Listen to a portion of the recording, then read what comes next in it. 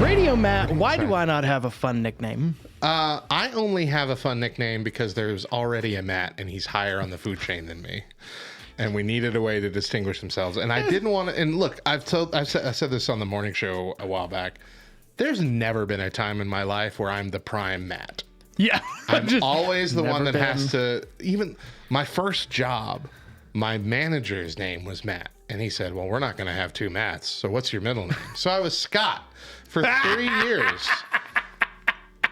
And my mom or my then girlfriend, soon to be wife, would be walking with me, and we'd see them out somewhere in public, and they're like, "Hey, Scott," and they'd look at me like, "Why are they calling you Scott?" I'm like, I don't like it either.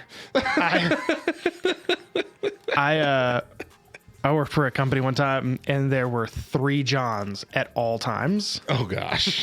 And one guy tried to nickname 2 of us because we were kind of there the most. And one of us was Cool John, and the other was Fat John. And which one were you? I was Fat John.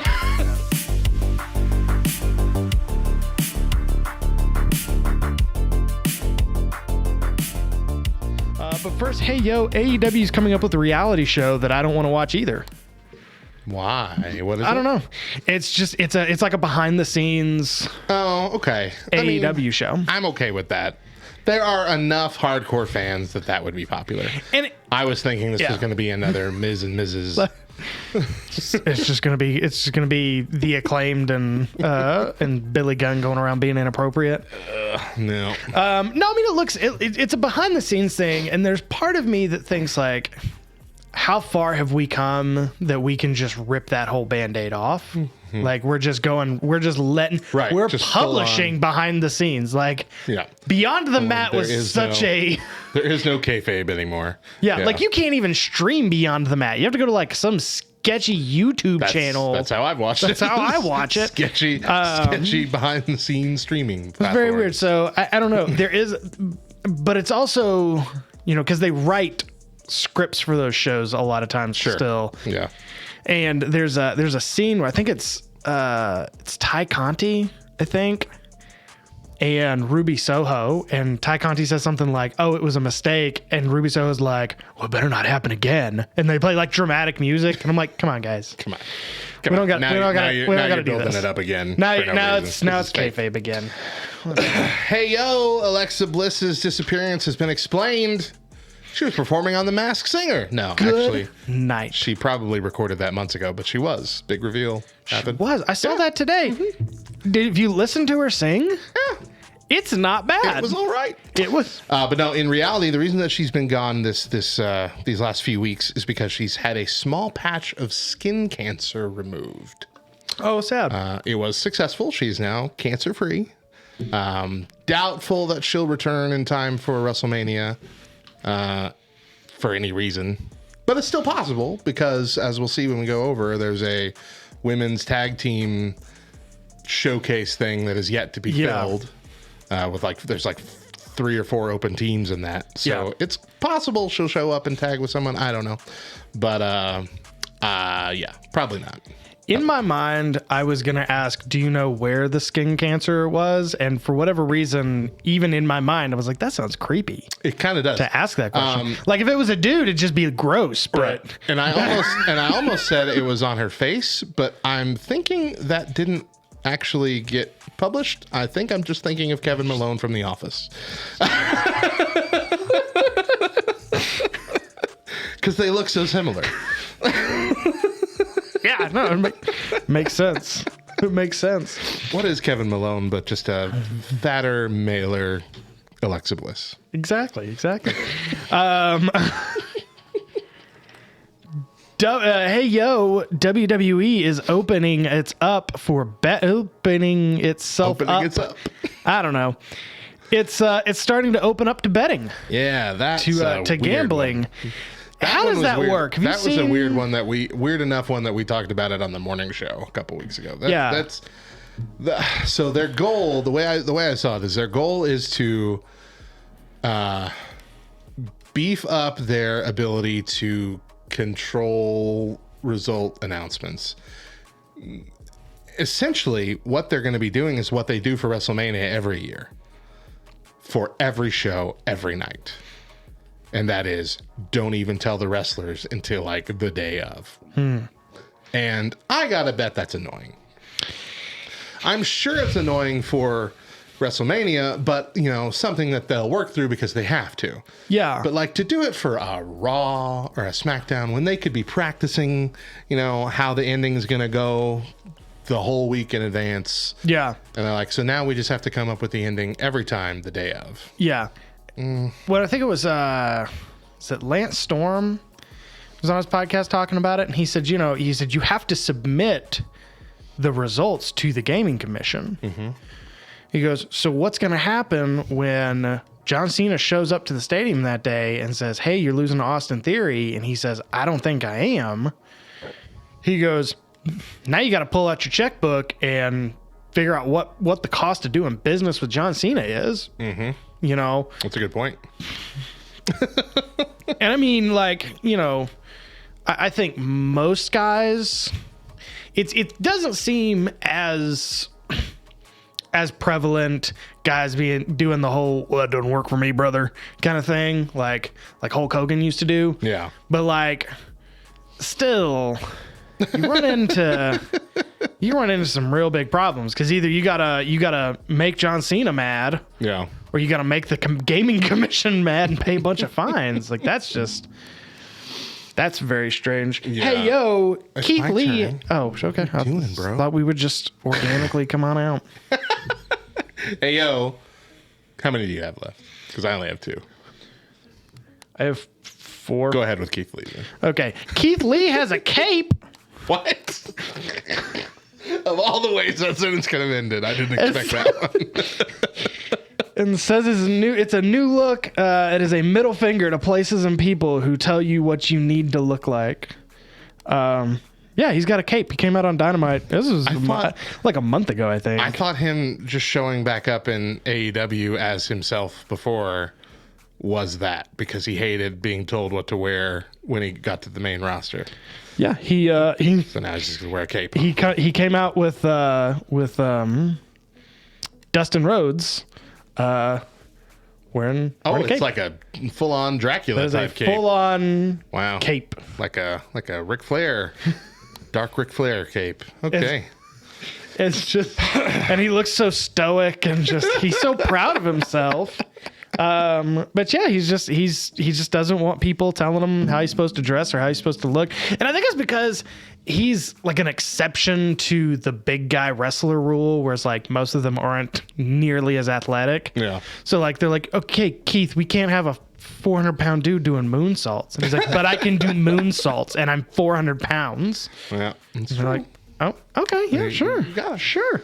Hey, yo, Chris Jericho was on Rock 97.6 and said that him using Judas as his AEW entrance pioneered the practice of the fans singing along with the entrance music. Oh, you are so full of crap. Pointing to the fact that they now do it with Seth Rollins and Jungle Boy and Cody Rhodes.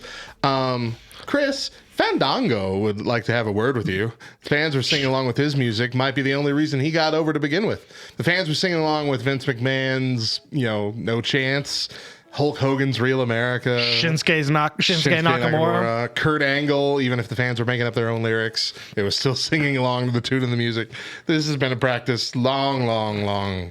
Now, what I will say is that like fans have been singing along with the music for a long time. But what he did was a little bit different, because they cut that music off and the audience keeps going. That's what they did with Fandango. Did they? Don't I guess they kept doing it. Yeah. They just kept doing da. It's Fandango.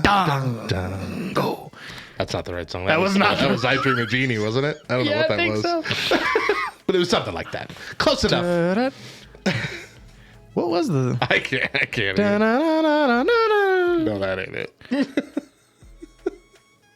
Because it started off. Yeah, I wouldn't be able to tell. I also remember Blue Pants had a really fun one.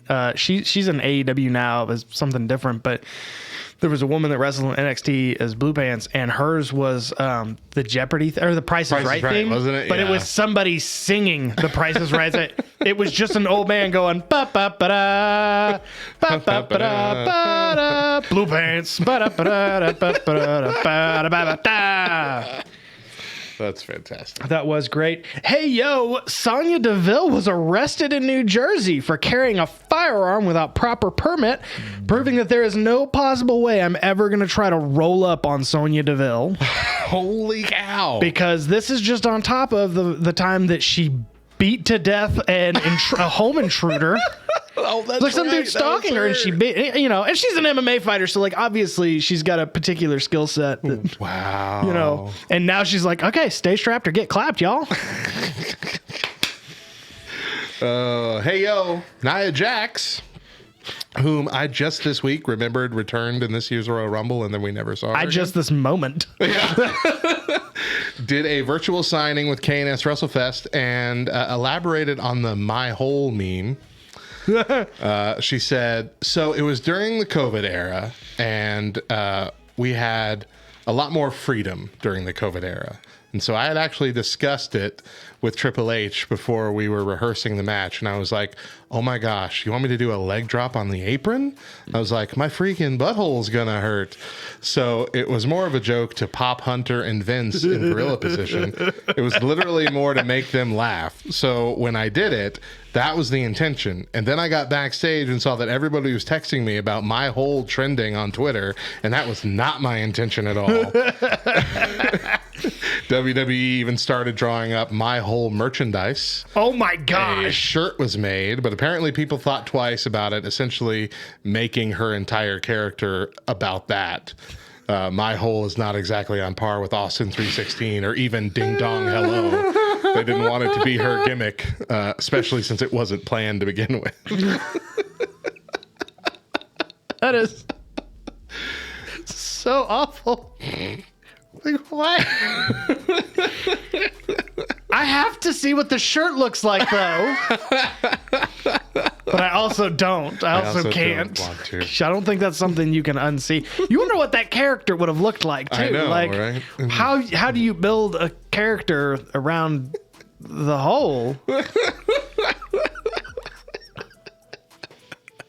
That's not good. That's not good. Hey, yo, Tony Nese is fed up with FedEx, and he's taking them on. With FedEx? FedEx. What did FedEx He tweeted do? out several weeks ago. One of my every one of my moves forward will be called FedEx Steals Packages. I want commentary to use the full title every time I hit something. FedEx Steals Packages. And I feel like there's a story. there's a story that he's not told us. He's not even... I don't think he shared the story. It was just FedEx Steals Packages. I am so mad. But also that tells so much story. I mean, I can picture it. I don't... Somebody's just like, you know what? I'm taking them on. That's what I'm going to do. Lastly, you're done, right? Mm-hmm. Lastly, hey, yo, Corey Graves has been cleared to wrestle. Seriously? Apparently, he's not sure when it's going to happen, where it's going to happen. He has discussed maybe like a mixed tag team thing with Carmella for a little bit. Really? I kind of don't want him to leave the commentary desk. I love He's him on the commentary good. table. That's the problem. Well, the good news is he's got that job for life. As soon as he's done wrestling, if he has another run, he'll still be back on commentary afterwards. Well, the problem is like you look at old pictures of Corey Graves when he was in NXT. You're like, he looks like he'd be fun to watch. Like he just looks. Yeah, he's got a good look. I agree with you. That would be cool. So, I'd be I don't know, happy to but see I'd him. also like. I think his first few months or his first big feud back, if he does come back, has to be something or someone that's like gonna take care of him. Yeah, Like a Seth Rollins or something. right, Like right. get it good.